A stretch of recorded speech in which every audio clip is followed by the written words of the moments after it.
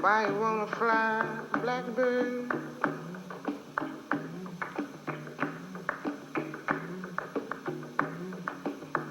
You ain't ever gonna fly.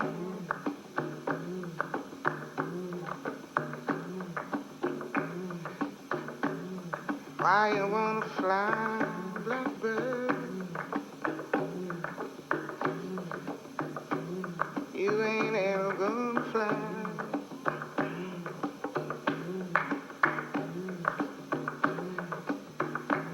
No place big enough for holding all the tears you're gonna cry.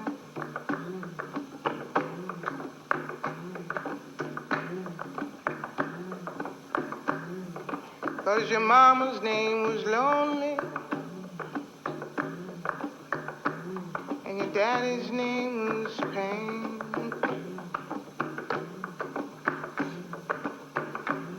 And they call you little sorrow.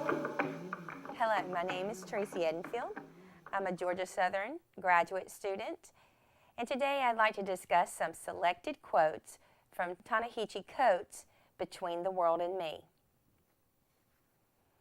I've loved his books for a while, and I was introduced to them through the curriculum studies, and some of the quotes that he uses are very, very interesting. And so I'm just going to pull out a few from Between the World and Me and discuss those. Coates writes, I saw what divided me from the world, from the Jews, New Yorkers, Southerners, immigrants. It was not anything intrinsic to us, the black people, but the actual injury done by people intent on naming us, intent on believing that they would have to name us, intent on believing that what they named us matters more than anything we could ever actually do. What he's talking about with naming is giving identifiers to a race. And as a Southern Caucasian woman in her mid-50s, myself, I realize that my interpretation may be a little different than those who've experienced this suffering and this discrimination from the dominant culture, the whiteness that Coates talks about. He said in America, the injury is not being born with darker skin or fuller lips or with a broader nose, but in everything that happens after. I have spent much of my studies searching for the right question by which I might fully understand the breach between the world and me. I have not spent my time studying the problem of race, because race in itself is a reinstatement and a reentrenchment of the problem. So he's saying that to address the issue of the discrimination and the issues of marginalized people and injustice, you can't just say it's a race because we're all Americans. However, we're not being treated as for the people, by the people, an equality that everyone should be able to share. He says, but race is the child of racism. It is not the father.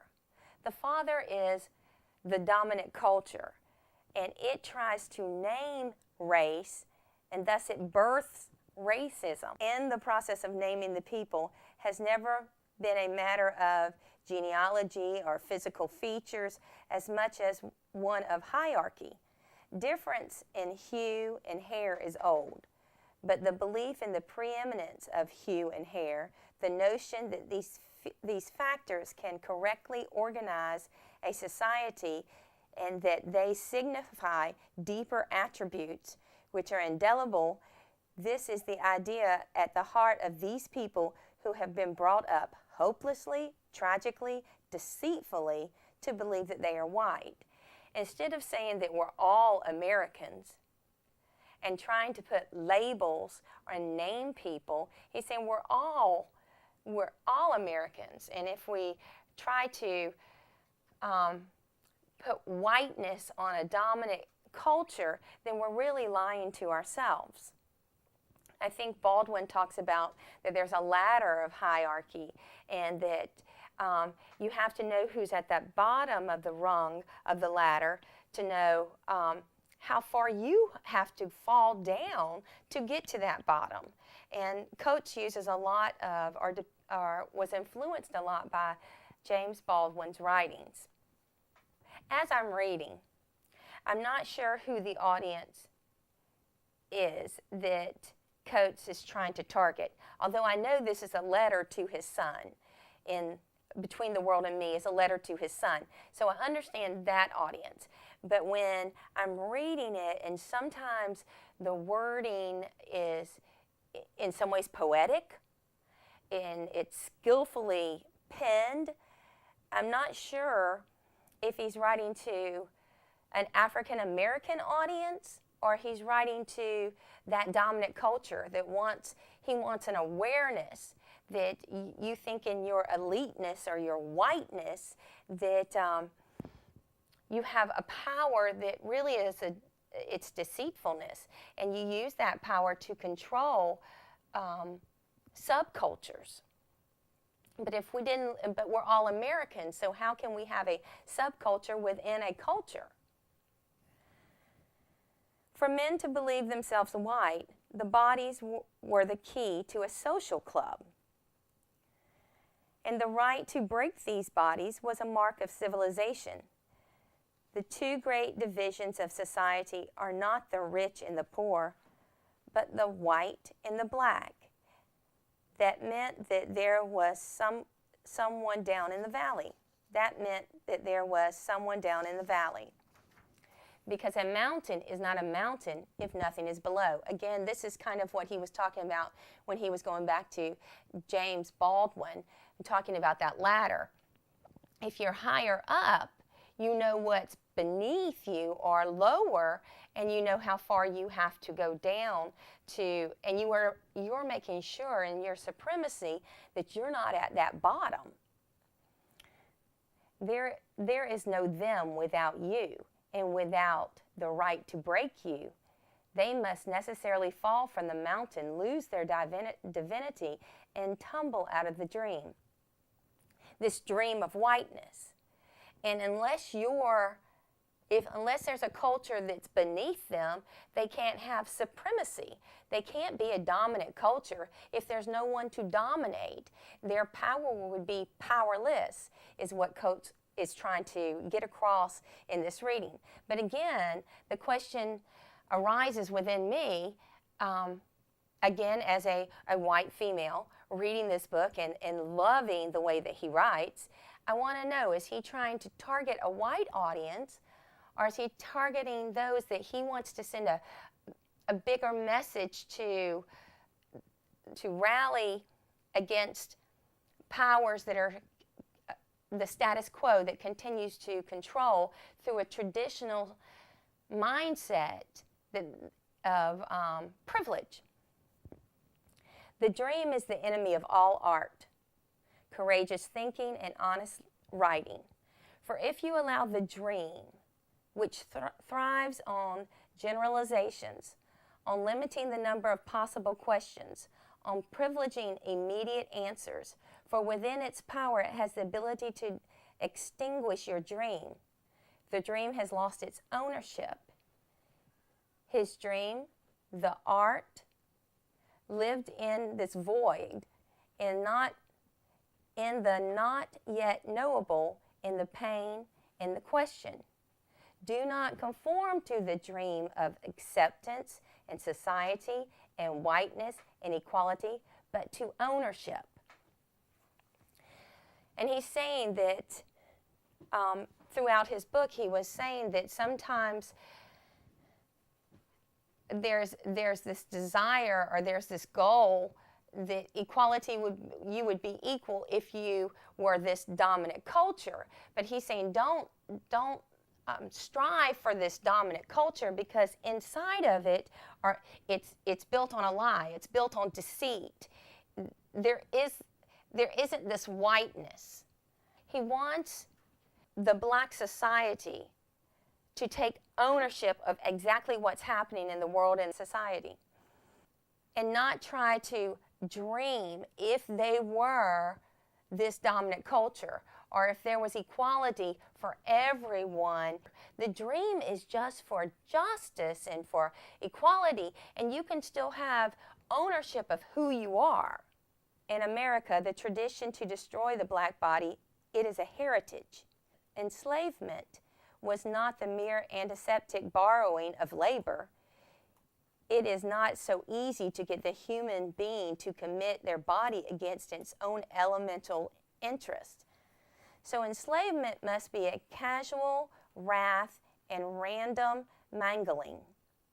I have no praise anthems nor old Negro spirituals. The spirit and the soul are the body and the brain, which are destructible. And that is precisely why they are so precious. The soul did not escape. The spirit did not steal away on gospel wings. The soul was the body that fed the tobacco. The spirit was the blood that watered the cotton. And these created the first fruits of the American garden. He is saying here, without the black man, the African American coming and laboring in the cotton fields and in the plantations, then we would not have the American garden that we have. It's like he is definitely saying that this society of dominance needs the African American man. They need to depend on his labor. They need to depend on that control that they have over this culture.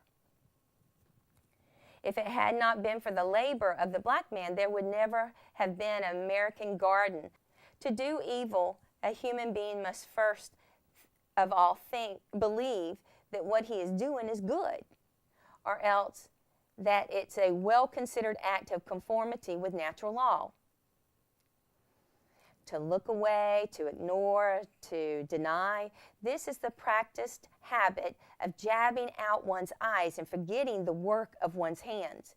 To acknowledge those horrors means turning away from the brightly rendered version of your country as it has always declared itself and turning towards something murkier and unknown.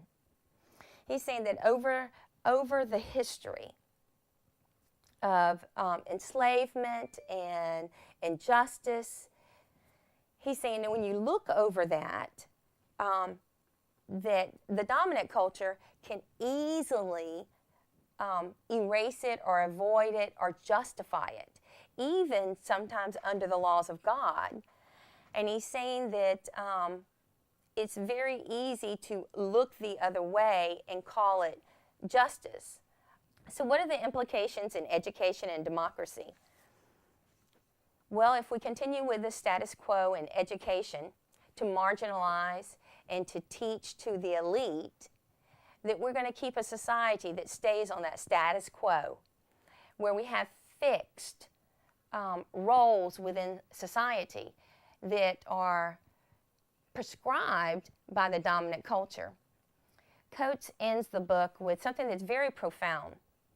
He said, "Through the windshield, I saw the mark of these ghettos, the abundance of beauty shops, churches, liquor stores, and crumbling houses.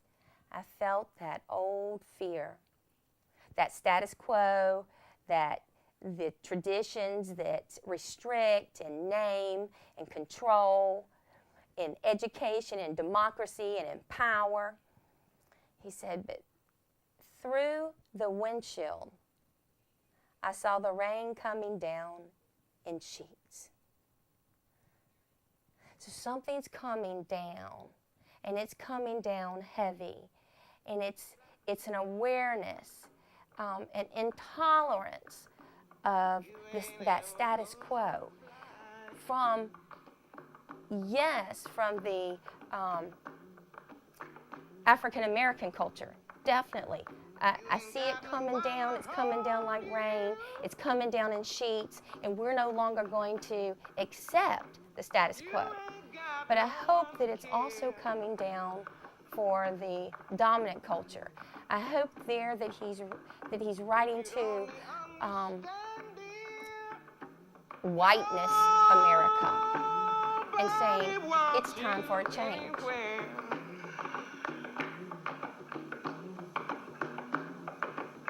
So why you wanna fly, blackbird?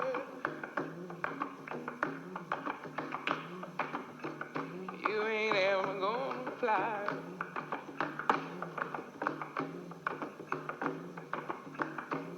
Why you wanna fly, blackbird? You ain't never gonna fly.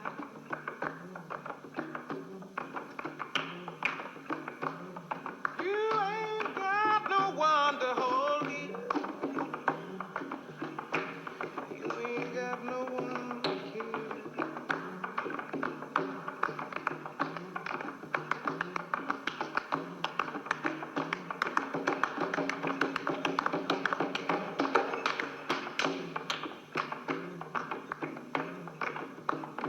So why you wanna fly?